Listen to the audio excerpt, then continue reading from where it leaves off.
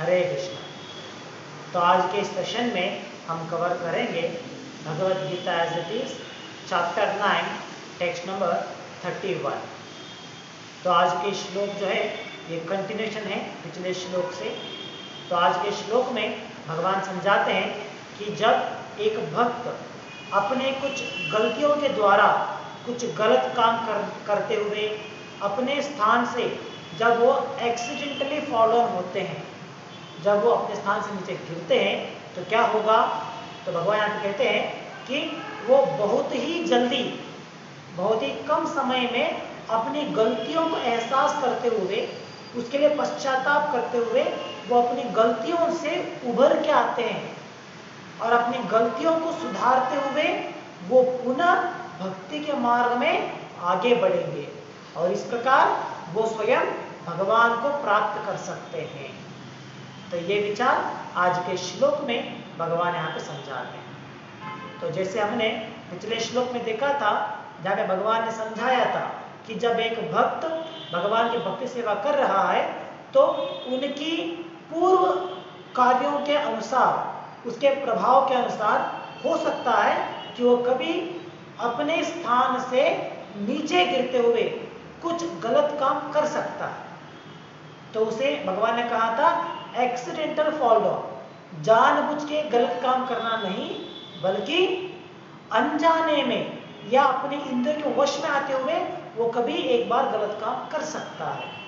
तो उस प्रकार गलत काम करने के बावजूद वो साधु का स्थान में ही रहेगा, वो अपने स्थान से नीचे नहीं आएगा।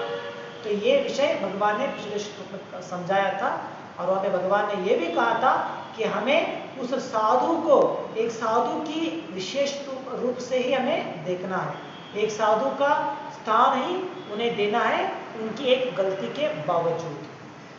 तो ये विचार भगवान ने पिछले श्लोक में समझाया था। तो जब एक भक्त इस प्रकार से गलती करता है तो उसके बाद में क्या होगा, वो गलती से किस प्रकार सुधरेगा, तो ये विचार आज के श्लोक में भगवान समझा रहे हैं। तो यहाँ पे भगवान कहते हैं क्षिप्रम भवति धर्मात्मा। क्षिप्रम, क्षिप्रम मतलब है वेरी सून और वेरी क्विकली। तो जैसे ही वो गलती करता है, एक भक्त गलती करते हुए या कुछ गलत काम कर बैठता है तो बहुत ही जल्दी वो उस गलती को सुधार लेता है। क्षिप्रम, क्षिप्रम मतलब है वेरी सून। तो बहुत जल्दी अपने गलती को सुधारते हुए वो अपना जो स्थान था, एक भक्त का स्थान, उस स्थान में पुनः वापस आएगा। क्षिप्रम भवति धर्मात्मा, he becomes righteous। जो गलत काम किया था वो उसे सुधार लेता है और वो पुनः सही कार्य करने में या भक्ति के मार्ग में वापस चला आता है। तो जैसे हम देखते हैं जनरल इस संसार में एक जनरल सेइंग में कहते हैं कि जो व्यक्ति गलती कर बैठता है, अगर वो अपनी गलती से सीख लेता है तो वो गलती नहीं कहलाता। So if he learns from his mistake, then it is not considered as a mistake। तो ये हम लोग कारपोरेट की दुनिया में देख सकते हैं। अगर एक व्यक्ति कुछ गलत करता है और उस गलती से वो कुछ अच्छा पाठ भी सीख लेता है और उस गलती को पुनः दोहराएगा नहीं तो उसे गलती नहीं कहलाते। इसी प्रकार हिंदी में भी हम देख सकते हैं, एक प्रॉवर्ब कहते हैं कि अगर एक जो लेस इंटेलिजेंट पर्सन है, अगर वो अपनी गलती करने के बाद उसे एहसास करते हुए अगर वो पुनः सही मार्ग में आ जाता है तो उसे गलत नहीं कहा जाता। इसे कहते हैं ना, वो नॉर्मल प्रॉवर्ब जो कहते हैं, हिंदी में आता है वो, जैसे अगर क्या कहते हैं, भोला सवेरे का भोला शाम को वापस घर आ जाए तो उसे भोला नहीं कहते। तो इस प्रकार हम देख सकते हैं यहाँ पे। तो एक भक्त भी अगर गलती कर बैठता है तो उस गलती से वो बहुत ही जल्दी सीख लेता है। He becomes righteous once again। अपनी गलती को सुधार लेता है और उसे सीख लेता है। तो जैसे भगवान ने पिछले श्लोक में समझाने के बाद भावार्थ में प्रभुपाद ने कहा था कि एक भक्त इस श्लोक का गलत इस्तेमाल ना उठाते हुए वो ये नहीं सोचेगा चलो वैसे मैंने एक बार तो गलती कर दिया है, तो एक बार गलती करने के बाद भी मुझे साधु ही कहा जा रहा है, साधु ही कहा जाएगा शास्त्र के अनुसार, तो इसलिए चलो मैं महीने में एक बार गलती करके बैठूंगा, या नहीं तो 6 महीने में एक बार मैं गलती करके बैठूंगा। तो इस प्रकार वो अपनी गलतियों को रेगुलर नहीं बना लेता। ऐसा नहीं है कि गीता में भगवान ने कहा है साधु गलत करेगा फिर भी वो साधु रहेगा, तो चलो मैं हर महीना एक एक गलत काम करते बैठूंगा, तो गलती भी कर सकता हूँ, साथ में साधु का वेश में रह सकता हूँ। तो इस प्रकार से अगर कोई सोचता है तो वो गलत है। तो इसलिए प्रभुपाद यहाँ पे भगवान तो कहते हैं कि अगर एक साधु एक भक्त गलत काम कर भी लेता है तो वो बहुत ही जल्दी अपनी गलतियों को एहसास कर लेता है और उसे सुधार लेता है। ऐसा नहीं कि वो एक बार गलत काम कर दिया हो चलो मैं बार बार करते रहूंगा, नहीं, तो वो एक साधु का वेश नहीं है, वो एक साधु का लक्षण नहीं है। तो भक्त का लक्षण ये है कि फर्स्ट ऑफ ऑल वो गलती नहीं करेगा, अगर वो गलती कर भी लेता है अपने इंद्रिय को वश में आते हुए तो बहुत ही जल्दी अपनी गलतियों को वो सुधार लेता है। तो इस प्रकार अपनी गलती को सुधारने के बाद वो क्या होगा, शाश्वत शांति निगच्छति। शाश्वत शांति मतलब लास्टिंग पीस, एवर लास्टिंग, जो आनंद उसे मिल सकता है, जो आध्यात्मिक आनंद कहा जाता है, तो उसे वो प्राप्त कर सकता है। तो इस आध्यात्मिक आनंद को या शांति इसे कब वो प्राप्त कर सकता है, जब अपनी गलती से अपनी गलतियों को सुधार लेता है और पुनः धर्म के मार्ग में वो चलना चालू करेगा। पुनः भक्ति के मार्ग में जब वो चलना प्रारंभ करेगा तो क्या हो जाएगा, वो बहुत ही जल्दी वो शाश्वत शांति, वो जो आध्यात्मिक शांति है, आध्यात्मिक सुख है, उसे प्राप्त कर सकता है। तो इस प्रकार एक भक्त अपनी गलतियों को सुधार सकता है और जो उसका भक्ति के मार्ग में जो वो हासिल करने का प्रयास कर रहा था उसे वो हासिल भी कर सकता है। तो इसीलिए भगवान यहाँ पे डिक्लेयर करते हैं, भगवान यहाँ पे कहते हैं कि इसीलिए एक भक्त जो है वो कभी भी इस संसार में वो भूल नहीं जाएगा, या एक भक्त कभी भी यहाँ पे नाश नहीं होता। तो ये बात भगवान यहाँ पे डिक्लेयर कर रहे हैं। तो भगवान कहते हैं न मे भक्ता प्रणश्यति, न मे भक्ता, मैं भक्ता मतलब है मेरा भक्त, तो न मे भक्ता प्रणश्यति, तो मेरा जो भक्त है वो कभी भी यहाँ पे नाश नहीं हो सकता, उसकी भक्ति कभी भी नाश नहीं हो सकता। तो देखिए भगवान के भक्त, उनका भक्ति क्यों नहीं नाश हो सकता है, ये बुरा काम करने के बाद भी उनका भक्ति बचा रहेगा। क्यों? क्योंकि वो अपनी गलती से सीख लेते हैं और उसे सुधार लेते हैं, और उसे सुधारने के बाद वो पुनः भक्ति के मार्ग में वापस आते हुए वो अपने जीवन में जो आध्यात्मिक सुख है, आध्यात्मिक शांति है, उसे वो प्राप्त करने का प्रयास करते हैं। तो इसीलिए भगवान कहते हैं that he never vanishes from this world. तो भगवान ये जो डिक्लेरेशन यहाँ पे कर रहे हैं, ये बहुत ही इंपॉर्टेंट है समझना कि भगवान ये डिक्लेरेशन स्वयं नहीं कर रहे हैं। ऐसा नहीं कि भगवान कहते हैं कि therefore I declare that my duty never vanishes, नहीं। यहाँ पे आप देखिए बहुत ही इंपॉर्टेंट है कि भगवान स्वयं डिक्लेयर नहीं कर रहे हैं, बल्कि भगवान अर्जुन को कह रहे हैं कि वो कौन्तेय प्रतिजानीहि, वो कौन्तेय, वो सन ऑफ कुंती, तुम इस विचार को डिक्लेयर कर दो। तो क्या विचार डिक्लेयर करना है कि मेरा जो भक्त है वो कभी नाश नहीं होगा, ये विचार तुम डिक्लेयर करो। तो भगवान अर्जुन को कह रहे डिक्लेयर करने के लिए। तो कोई सोच सकता है क्या कारण रहेगा, स्वयं भगवान डिक्लेयर कर सकते थे ना, अगर भगवान ने कहा होता तो वो बातें अलग होता था, लेकिन हमें भगवान डिक्लेयर नहीं कर रहे, बल्कि भगवान चाहते हैं कि अपने भक्त के द्वारा ये विषय डिक्लेयर किया जाए। तो क्या कारण है, ये विषय भी इस श्लोक के आखिरी में हम लोग समझने का प्रयास करें। तो उससे पहले भावार्थ को जब हम देखते हैं तो अभी हम देख सकते हैं भावार्थ के प्रारंभ में ही प्रभुपाद एक प्रश्न के द्वारा इस भावार्थ को प्रारंभ करते हैं। जैसे प्रभुपाद यहाँ पे पूछते हैं, अगर मान लीजिए जैसे पिछले श्लोक में भगवान ने कहा है कि एक भक्त अपने इंद्रियों के बल के द्वारा कभी हो सकता है कि गलत काम कर बैठे, तो कोई सोच सकता है अरे 7th चैप्टर में तो भगवान ने कहा था, तो यहाँ पे कोट किया जा रहा है जिसकी 7th चैप्टर में कहा था कि जो मिस्चीवस एक्टिविटी में लगे हुए हैं, जो गलत काम करने में लगे हुए हैं, वो कभी भी भगवान के भक्त नहीं बन सकते। तो हमने देखा यहाँ पे किस प्रकार there are 4 category of people who never surrenders to Krishna। तो जब भगवान पे कहते हैं कि जो गलत काम करते हैं तो वो कभी भगवान के शरण में नहीं आ सकते, ये विचार भगवान ने 7th चैप्टर में कहा था। तो ये कैसा पॉसिबल है कि जो भगवान का भक्त है वो गलत काम कर सकता है, तो ये कैसे पॉसिबल है? तो ये प्रश्न प्रभुपाद यहाँ पे पूछ रहे हैं। इसे हम देखते हैं भावार्थ में प्रभुपाद कहते हैं, in the 7th chapter the Lord says that one who is engaged in mischievous activities cannot become a devotee of the Lord। तो जो गलत काम करता है वो कभी भगवान का भक्त नहीं बन सकता, ये विचार 7th chapter में ही भगवान ने समझाया है। So one who is not a devotee of the Lord has no good qualification whatsoever।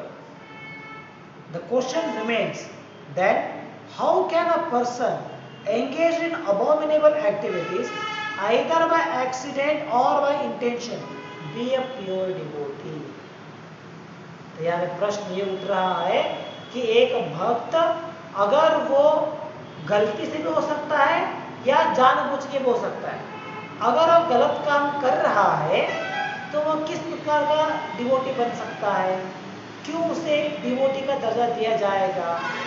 तो ये यहाँ पे प्रश्न उठा रहे हैं प्रभुपाद। तो पिछले श्लोक में भगवान ने कहा था जो फॉलोअर है वो एक्सीडेंटल है, लेकिन फिर भी ये प्रश्न उठ सकता है, ठीक है वो एक्सीडेंटल फॉलो हो सकता है या तो जानबूझ के हो सकता है, लेकिन फिर भी जब वो एक भक्त है तो क्यों इस प्रकार का गलत काम कर सकता है? और अगर वो गलत काम कर भी लेता है तो फिर भी क्यों उसे एक भक्त का दर्जा दिया जाएगा? तो ये प्रश्न भावार्थ के प्रारंभ में प्रभुपाद उठा रहे हैं।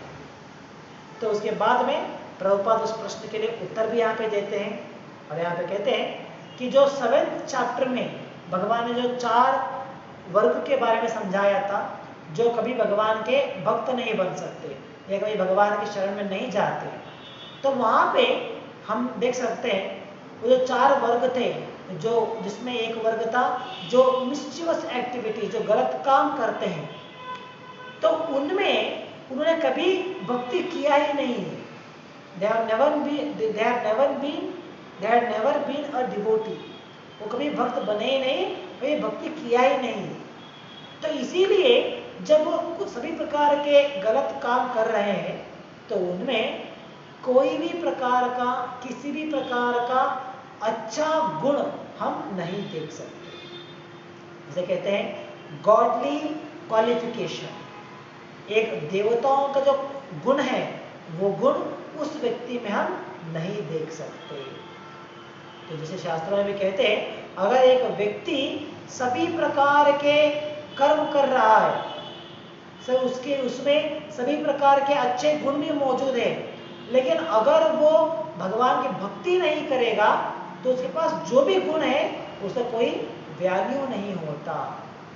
और उसी प्रकार अगर एक व्यक्ति भगवान का भक्त है, भगवान की भक्ति कर रहा है और उसके पास कोई भी क्वालिटी नहीं है, तो फिर भी उसे देवताओं के बराबर समझाया जाता है। तो उसे देवताओं में जो गुण देख सकते हैं वही गुण उस भक्त में भी हम देख सकते हैं।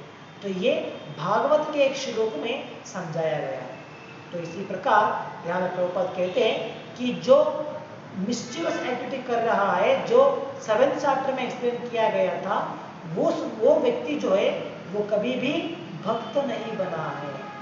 उसने अपने जीवन में किसी भी प्रकार का अच्छी क्वालिटीज, देवताओं के गुण उसने प्राप्त नहीं किया है। लेकिन जिस भक्त के बारे में यहाँ पे चर्चा हो रहा है, इसके बारे में पिछले श्लोक में भगवान कहते हैं वो ऑलरेडी भक्त बन गया है, he has become a devotee, और वो भक्ति योग के मार्ग में चलते हुए भक्ति योग के सभी नियमों का पालन भी कर रहा है।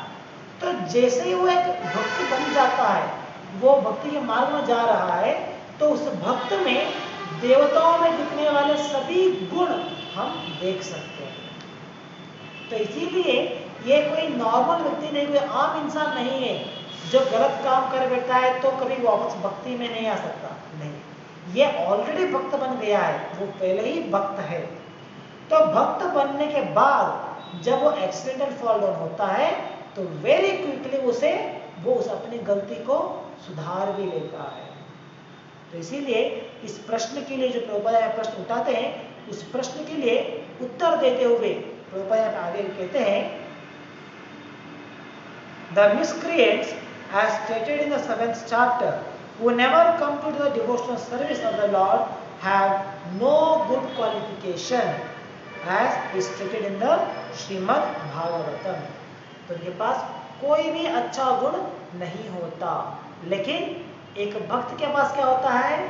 आगे प्रभुपाद कहते हैं, Generally, a devotee who is engaged in the 9 kinds of devotional activities is engaged in the process of cleaning all material contamination from the heart.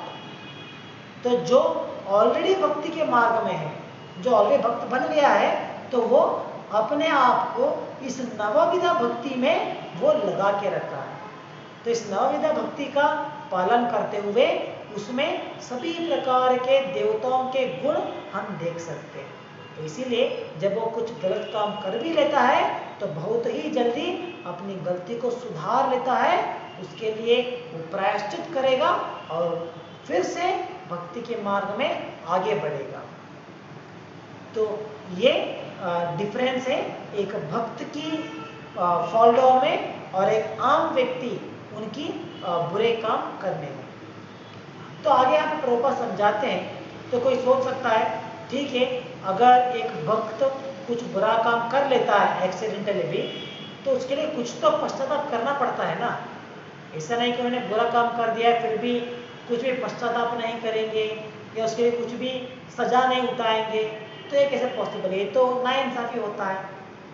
तो जैसे हम देख सकते हैं शास्त्रों के स्पेशली कर्म कांड के भाग में हम देख सकते हैं, जो भी व्यक्ति को किसी भी प्रकार के गलत काम करते हैं तो उनके लिए अलग अलग प्रकार के प्रायश्चित मार्ग दिखाई देते हैं। जैसे अगर एक व्यक्ति कुछ गलत काम करते हैं तो उस गलत काम के फल से और वो मुक्त होना चाहते हैं तो उसके लिए कुछ प्रायश्चित का मेथड दिया जाता है। उस विधान को अनुसरण करने के द्वारा वो उसके लिए अपने पाप के लिए प्रायश्चित कर सकते हैं। जैसे हम देखते हैं कभी कभी शास्त्रों में इसके बारे में उल्लेख आता है कि अगर आपने ये पाप किया है तो आपको 7 नदियों में स्नान करना होगा, या नहीं तो आपको इतने गाय दान में देना होगा, या नहीं तो इतने ब्राह्मणों को आपको खाना खिलाना होगा। तो इस प्रकार अलग अलग प्रकार के पाप के लिए अलग अलग प्रकार का प्रायश्चित दिया जाता है। तो कोई सोच सकता है तो इसी प्रकार जब एक भक्त भी कुछ गलत काम कर लेता है, हो सकता है वो एक्सीडेंटली किया हो, लेकिन फिर भी उसके लिए प्रायश्चित क्या है, तो एक भक्त किस प्रकार से प्रायश्चित करना होगा उसके लिए। तो ये हमारे मन में एक संदेह उठ सकता है। तो इसीलिए भावार्थ प्रभुपाद समझाते हैं कि एक भक्त जैसे वो भक्ति के मार्ग में चल रहा है तो उनके लिए अलग से कुछ प्रायश्चित करने का आवश्यकता ही नहीं होता।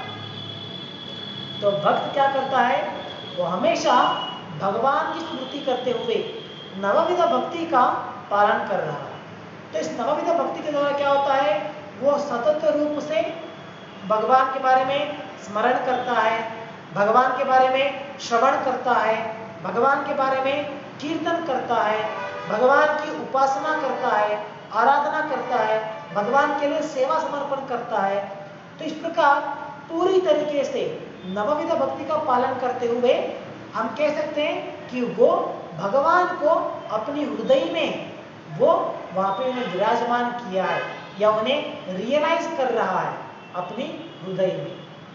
तो इस प्रकार जब एक भक्त नवविध भक्ति का पालन करता है तो this itself is an prayashchitta for him. तो नवविध भक्ति का पालन करना ही उनके लिए एक प्रायश्चित है, इसके लिए अलग से कुछ प्रायश्चित करने का आवश्यकता नहीं होता। इसीलिए प्रभुपाद यहाँ पे कहते हैं कि जब एक भक्त इस प्रकार से भक्ति कर रहा है, this itself is N cleaning process. हमारे हृदय में जो भी कल्मश में भरा हुआ है, जो भी गलत काम करते हुए उसका जो फल भरा हुआ है, तो जो कल्मश भरा हुआ है, वो सभी कल्मश नाश होता है जब हम भक्ति करते हैं, भगवान की डिवोशनल सर्विस करते हैं, तो सभी प्रकार का कल्मश हमारे हृदय से नाश होता है। तो आगे प्रभुपाद कहते हैं, continuous thinking of the supreme Lord makes him pure by nature. तो क्योंकि वो भक्ति कर रहा है, मतलब क्या करता है, सतत रूप से भगवान की स्मरण कर रहा है। जैसे प्रभुपाद कहते हैं कलयुग में हमें भगवान की स्मरण करने के लिए हरे कृष्ण महामंत्र का जप करना होता है। तो जब एक भक्त हर दिन 16 माला जप करते हुए उसके बाद में भी वो किसी ना किसी अलग प्रकार से भगवान की वेदों के द्वारा, भगवान के वाक्य के द्वारा, भगवान के बारे में विचार करते हुए स्मरण करता रहेगा, तो क्या होगा, this itself is N cleaning process. अपने हृदय में रहने वाले सभी कल्मश को वो इसी प्रकार से नाश कर रहा है। तो जब वो पूरी तरीके से भगवान के बारे में स्मरण करते हुए अपने हृदय को निर्मल कर रहा है, तो उसके लिए कोई अन्य प्रायश्चित का मार्ग क्या आवश्यकता है। तो ये जो मार्ग हम कर रहे हैं डिवोशनल सर्विस, ये सभी प्रकार के प्रायश्चितों में सबसे बड़ा है, ये हाईएस्ट मार्ग है। तो इसीलिए हमें इसके अलावा कुछ और प्रकार से अपने पाप के लिए प्रायश्चित करने का आवश्यकता ही नहीं होता। अगर हम जो भी हम भक्ति कर रहे थे, उस भक्ति करते के बीच में अगर कुछ गलत काम कर भी लेते हैं, तो पुनः वापस भक्ति कर जब प्रारंभ करेंगे तो वही हमारे लिए प्रायश्चित रहेगा। तो यही विचार भावार्थ के आखिरी में प्रभुपाद समझा रहे हैं। तो हम देख सकते हैं यहाँ पे प्रभुपाद कंक्लूड करते हैं, Therefore, the chanting of Hare Krishna Krishna Krishna Hare Hare, Hare Rama Rama Rama Hare Hare should be continued without stoppage. ऐसा नहीं, कभी कभी हम देखते हैं कुछ डिवोटीज में क्या होता है, जब वो भक्ति करते हैं, साधना भक्ति का पालन कर रहे हैं, एक साधक के रूप में है, लेकिन कुछ समय के अनुसार अगर वो कुछ गलत काम कर लेते हैं तो उनके मन में बहुत गिल्ट फीलिंग होता है और वो सोचते हैं, अरे मैं इतना भक्ति कर रहा था, क्या फायदा है, इतना भक्ति करने के बाद भी मैं ये गलत काम कर बैठा, तो इसलिए बेहतर है मुझे भक्ति करना छोड़ देना चाहिए। तो इस प्रकार कुछ लोग सोचते हैं कि गलत काम, मैं भक्ति करते हुए गलत काम कर बैठा ना, तो इसीलिए मुझे भक्ति करना छोड़ देना चाहिए, क्योंकि मैं इस बात से गलत काम करते बैठूंगा तो भक्ति करने क्या फायदा है। तो इसीलिए वो कभी भक्ति करना ही छोड़ देते हैं, भगवान का नाम जप करना ही छोड़ देते हैं। तो इसीलिए हमें समझना चाहिए कि ये जो मार्ग है डिवोशनल सर्विस, इसका पालन करना ही हमारे लिए प्रायश्चित है। तो अगर हमें ये एहसास हो गया है कि हमें जो एक किया ये गलत काम था, ये हमें नहीं करना चाहिए था, अगर जब हमें ये एहसास हो जाता है तो उसके लिए प्रायश्चित रूप के द्वारा हम हमारी जो भक्ति है उसे कंटिन्यू कर सकते हैं।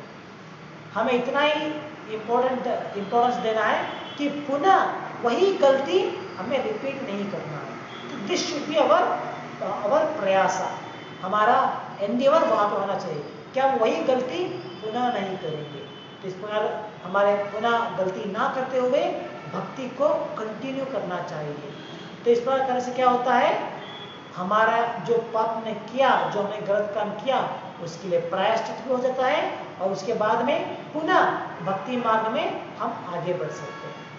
तो जब एक भक्त इस प्रकार से अपनी गलतियों को सुधार लेता है, अपनी गलतियों को सुधारते हुए वो फिर से भक्ति करना चालू करता है, तो इसीलिए भगवान यहाँ पे कहते हैं नमे भक्ता प्रणश्यति। तो इसी कारण के वजह से, इसी विषय के लिए, इसी लक्षण की वजह से मेरा भक्त जो है वो कभी नाश नहीं होता। He never become vanished from this world। तो ये विचार यहाँ पे भगवान समझा रहे हैं। तो आखिर में हम देख सकते हैं कि भगवान ने इस डिक्लेरेशन स्वयं क्यों नहीं किया। भगवान, जैसे हमने प्रारंभ में कहा, ये तो अगर चाहते थे तो भगवान स्वयं कह सकते थे, देयरफॉर, इसलिए मैं कह रहा हूँ कि मेरा भक्त कोई नाश नहीं होगा, तो भगवान कह सकते थे, लेकिन नहीं। भगवान अर्जुन को कहते हैं कि अर्जुन तुम इस विषय को डिक्लेयर करो। तो देखिए अर्जुन कौन है यहाँ पे? अर्जुन तो भगवान का भक्त है। तो भगवान का भक्त होने के नाते भगवान चाहते हैं कि इस विषय को, ये तो बहुत महत्वपूर्ण विषय है, बहुत ही इंपॉर्टेंट विषय है कि मेरा भक्त कभी नाश नहीं होगा, ये एक प्रकार का अभय हस्त है भगवान के तरफ से। तो इस महत्वपूर्ण निर्णय को भगवान चाहते हैं कि मेरा भक्त इस विषय को डिक्लेयर करे। तो क्या कारण है इसके लिए? तो इसके लिए उत्तर देते हुए प्रभुपाद एक प्रवचन में कहते हैं कि जब भगवान कुछ डिक्लेयर करते हैं, कि भगवान कहते हैं कि हाँ मैं ये प्रतिज्ञा लूंगा कि मैं ये काम नहीं करूंगा, या नहीं तो मैं ये प्रतिज्ञा लूंगा कि मैं ये कार्य करूंगा।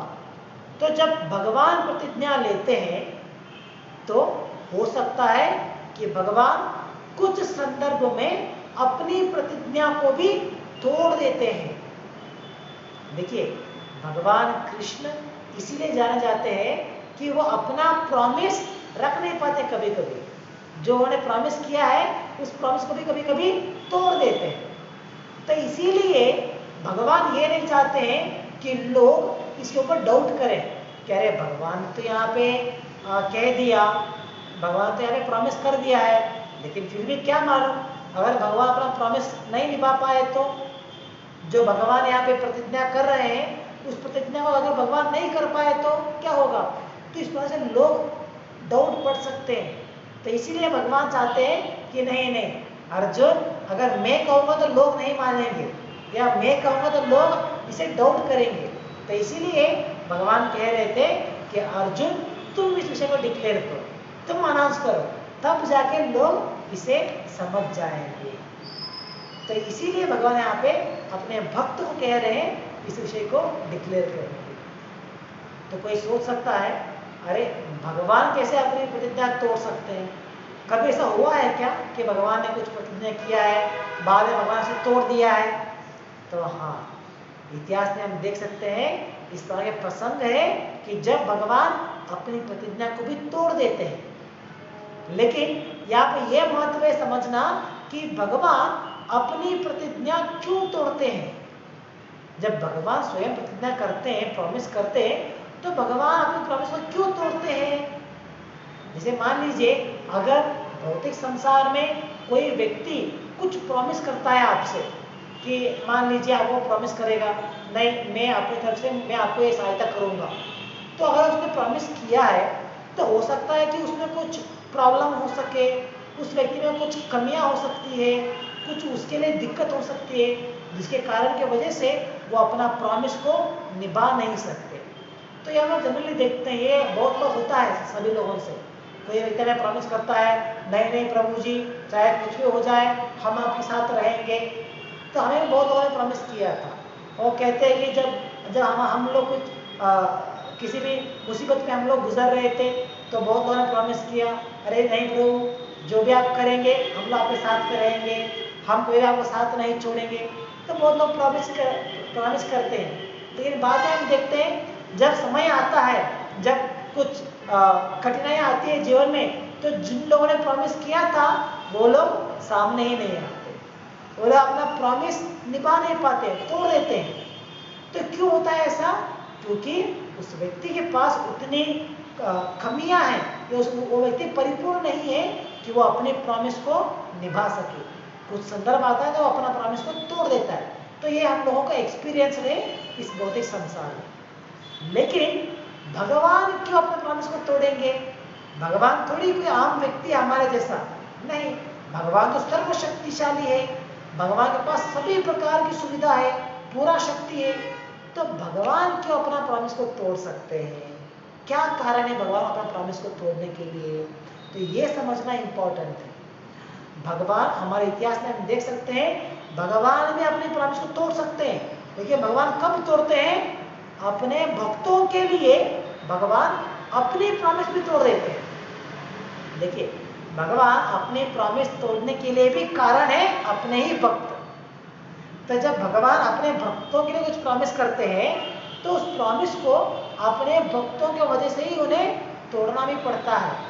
तो भगवान ये नहीं सोचते हैं अरे मैंने प्रॉमिस किया है, मैं चाहे कुछ भी हो जाए मैं अपना प्रॉमिस निभाऊंगा। भगवान ये नहीं सोचते हैं। भगवान सोचते हैं अगर मेरा भक्त चाहेगा कि मुझे प्रॉमिस तोड़ना है तो मैं उसके लिए रेडी हूँ, मैं अपना प्रॉमिस तोड़ दूंगा, अपना भक्त की रक्षा करूंगा। तो ये भगवान का एक अपने भक्तों के प्रति एक प्रेम पूर्वक रिलेशन हम देख सकते हैं। इसके लिए एक घटना भी हम यहाँ पे कोट कर सकते हैं। जैसे महाभारत के युद्ध के समय देखते हैं जब भगवान युद्ध में भाग ले रहे थे महाभारत के युद्ध में, तो भगवान ने एक प्रतिज्ञा लिया था। वो क्या था प्रतिज्ञा? कि भगवान ने कहा था कि इस युद्ध में मैं कभी शस्त्र नहीं उठाऊंगा। यह भगवान का प्रतिज्ञा था, प्रॉमिस था। तो जो भगवान ने अर्जुन को किया था और पांडव कौरवों को भी किया था कि मैं युद्ध में भाग तो लूंगा लेकिन मैं शस्त्र नहीं उठाऊंगा। तो ये प्रतिज्ञा सभी लोगों को मालूम था।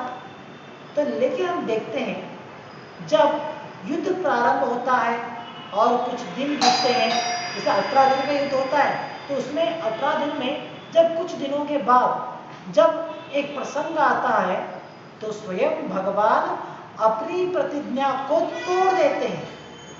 तो देखिए भगवान का प्रॉमिस क्या था? भगवान का प्रॉमिस था कि मैं शस्त्र नहीं उठाऊंगा।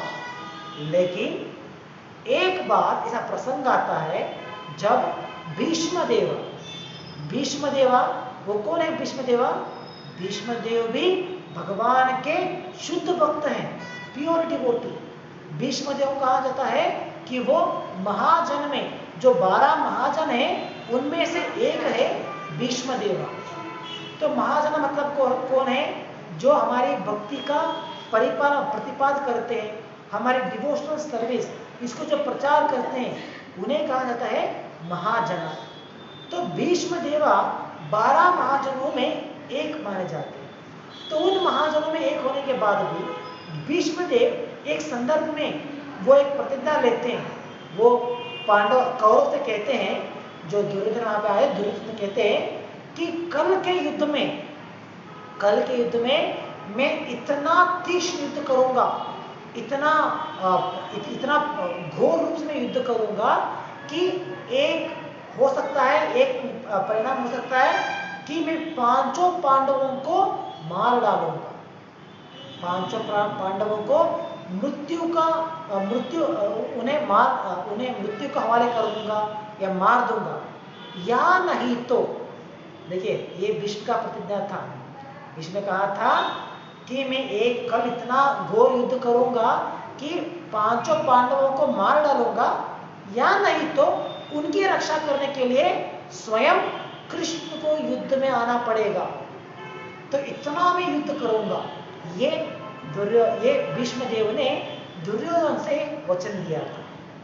तो ये वचन क्यों दिया? क्योंकि दुर्योधन वहां पे आके अपने पितामह भीष्मदेव से कहते हैं कि अरे मुझे लगता है कि आप अच्छी तरीके से युद्ध नहीं कर रहे, आपको अपने पांडवों के प्रति बहुत ही विनम्रता है, बहुत ही सॉफ्ट हार्टेड है, तो इसलिए आप सही तरह से युद्ध नहीं कर रहे हैं। तो इसका उन्हें वो अपमानित करते हैं। तो इसीलिए भीष्मदेवा इस प्रकार से प्रतिज्ञा लेते हैं कि कल के युद्ध में इतना घोर युद्ध करूंगा कि एक तो 5 पांडवों का मरण निश्चित है, या नहीं तो भगवान कृष्ण को युद्ध में भाग लेना पड़ेगा। तो ये भीष्मदेव का प्रतिज्ञा था। तो जब भीष्मदेव अगले दिन इतनी कठोर युद्ध करते हैं, इतनी कठिन रूप से युद्ध करते हैं वहां पे कि अर्जुन उनके सामने टिक नहीं पाते। अर्जुन के पास स्वयं भगवान खड़े हैं, भगवान अर्जुन को गाइड कर रहे हैं, उन्हें सही प्रकार से मार्गदर्शन कर रहे हैं। इसके बावजूद अर्जुन वहां पे और भीष्मदेव के सामने टिक नहीं पाते। और ऐसा भी संदर्भ आता है जब अर्जुन पूरी तरीके से घायल हो चुके हैं और वो भीष्मदेव के प्रति किसी प्रकार का प्रहार नहीं कर पा रहे हैं और भीष्मदेव तैयार खड़े हैं अर्जुन को मारने के लिए। तो देखिए, जब भगवान देख रहे हैं, भगवान कृष्ण, कि अर्जुन की इतना हाल बुरा है कि वो अभी मरने वाला ही है और एक प्रहार आएगा भीष्मदेव से तो वो मर जाएगा, तो इतना गारंटेड है। और भगवान को भी ये विषय ज्ञात है कि जो सामने जो युद्ध कर रहा है भीष्मदेव, ये कौन है? ये भी तो मेरा भक्ति है। तो मेरा भक्त का इच्छा क्या है? मेरा भक्त देखना चाहता है मेरी चिवल्ड स्पिरिट को। मैंने तो कह दिया था कि मैं युद्ध नहीं करूंगा, लेकिन मेरा भक्त जो सामने खड़ा है ये चाहता है कि मैं शस्त्र उठाऊं, मैं युद्ध करूं। मेरी उस युद्ध करने की जो स्वभाव है, वो जो एक मेरा गुण है, उस गुण को मेरा भक्त भीष्मदेव देखना चाहता है। तो इसीलिए भगवान क्या करते हैं, उस समय भगवान ये नहीं सोचते हैं अरे मैंने तो प्रॉमिस किया है कि मैं शस्त्र नहीं उठाऊंगा, तो इसलिए मैं अपना प्रॉमिस नहीं तोड़ूंगा, चाहे तो वो मर जाए। नहीं, भगवान ये सोचते हैं कि मेरा प्रॉमिस तोड़ दिया तो भी चलेगा, मैंने जो प्रॉमिस किया था वो टूट गया तो भी चलेगा, लेकिन अपनी भक्त का जो इच्छा है उस इच्छा को मैं पालन करूंगा। और अपनी भीष्मदेव जो एक भक्त है, उस भीष्मदेव की इच्छा को पूर्ण करते हुए अपना दूसरा भक्त है अर्जुन, उस भक्त की रक्षा भी कर सकता हूं। तो इसीलिए भगवान क्या करते हैं, उस समय अपनी रथ से नीचे गिर के, नीचे उतर के, वहां पे जो एक रथ का जो एक पहिया होता है, उस रथ के पहिए को वो उठा लेते हैं। हम देख सकते हैं पेंटिंग प्रभुपाद की भक्तों के द्वारा एक फेमस पेंटिंग किया गया है, जहाँ पे भगवान अपने रथ से एक निकला हुआ पहिए को उठा लेते हैं सुदर्शन चक्र के भांति, और उसे उठा के पूरी गुस्से के द्वारा भीष्मदेव के प्रति वो उसे प्रहार करने के लिए आगे निकल रहे हैं। और जब भीष्मदेव इस प्रसंग को देखते हैं कि हाँ, मेरे मन में जो इच्छा था कि भगवान को शस्त्र उठा के युद्ध में आने के लिए मैं मजबूर कर दूंगा, तो ये परिपूर्ण हो गया, ये संपन्न हो गया। तो ये देखते हुए ही भीष्मदेव क्या करेंगे, अपने हाथ में जो उनका आयुध था, वो अपना आयुध, अपना शस्त्र को त्याग कर देते हैं और वो खड़े हो जाते हैं सीना ठान के, ताकि भगवान आए और मेरे ऊपर प्रहार करे। तो इस प्रकार भीष्मदेव खड़े हो जाते हैं अपने शस्त्र को त्याग करते हुए। तो देखिए, इस प्रसंग में हम देख सकते हैं कि किस प्रकार भगवान ने अपनी प्रतिज्ञा को तोड़ के सामने रहने वाले भक्त की इच्छा को भी पूरी किया और साथ में अपने साथ में रहने वाले भक्त को रक्षा भी उन्होंने प्रोवाइड किया। तो इसलिए भगवान ने अपनी प्रतिज्ञा भी तोड़ देते और सामने रहने वाला भक्त भी ये नहीं सोचता है कि भीष्मदेव ये नहीं सोच रहे थे चलो भगवान तक युद्ध करने के लिए रेडी हो गए, भगवान ने पहिया उठाया युद्ध करने के लिए, तो मैं भी बाण छोड़ूंगा। नहीं, भीष्मदेव को तो यही इच्छा था कि भगवान को उस चिवल्री स्पिरिट में, एक क्षत्रिय स्पिरिट में मुझे देखना है। बस वो उस स्पिरिट में आ गए, गुस्से से वो पहिए को उठा के मारने के लिए आए, यही देखना उन्हें काफी हो गया। तो इसीलिए वो अपने शस्त्र को त्याग कर देते हैं और सीना ठान के खड़े हो जाते हैं उस प्रहार को स्वीकार करने के लिए। तो इस प्रकार इस प्रसंग के द्वारा हम समझ सकते हैं कि भगवान अपनी प्रतिज्ञा को भी तोड़ सकते हैं। तो इसीलिए भगवान ये नहीं चाहते थे कि लोग ये समझे कि अगर इस विषय को, कि मेरा भक्त कभी नाश नहीं होगा, इस विषय को अगर मैं डिक्लेयर करूंगा तो लोग इसके ऊपर संदेह कर सकते हैं। तो इसीलिए भगवान ने क्या किया, भगवान अपने भक्त को कहते हैं, क्योंकि भगवान अपनी प्रतिज्ञा तो तोड़ सकते हैं लेकिन अपने भक्त की प्रतिज्ञा कभी नहीं तोड़ेंगे। जैसे यहाँ पे इस घटना में हमने देखा है, भगवान ने विष्णु जी की प्रतिज्ञा को नहीं तोड़ा, बल्कि अपनी प्रतिज्ञा को तोड़ दिया। तो इसीलिए भगवान यहाँ पे अर्जुन को कहते हैं कि अर्जुन तुम इस विषय को डिक्लेयर करो, ताकि जब तुम डिक्लेयर करोगे तो मैं उस डिक्लेरेशन को मैं परिपूर्ण तरीके से पालन करूंगा। अगर मैं कहूंगा तो मैं उसे तोड़ दूंगा, लेकिन अगर तुम कहोगे तो मैं उसे कभी भी नहीं तोड़ूंगा। तो ये भगवान का पॉइंट था। इसीलिए भगवान यहाँ पे कहते हैं अर्जुन को कि अर्जुन तुम डिक्लेयर करो कि मेरा भक्त कभी नाश नहीं हो सकता। तो इस प्रकार आज के श्लोक के द्वारा हम समझ सकते हैं कि किस प्रकार से भगवान का भक्त कभी नाश नहीं हो सकता, ही कैन नेवर बी वैंक्विश्ड। तो इसीलिए एक भक्त को किस प्रकार से अपनी गलतियों को सुधारना चाहिए और अपनी गलतियों को सुधारते हुए पुनः भक्ति मार्ग में वापस आके अपना भक्ति का जो लक्ष्य है उसे प्राप्त करना चाहिए। तो ये विचार आज के श्लोक से हम समझ सकते हैं। तो यहाँ पर समाप्त करेंगे आज के लिए। ग्रंथराज श्रीमद् भगवद गीता की जय। जगत गुरु श्री प्रभुपाद की जय। हरे कृष्ण।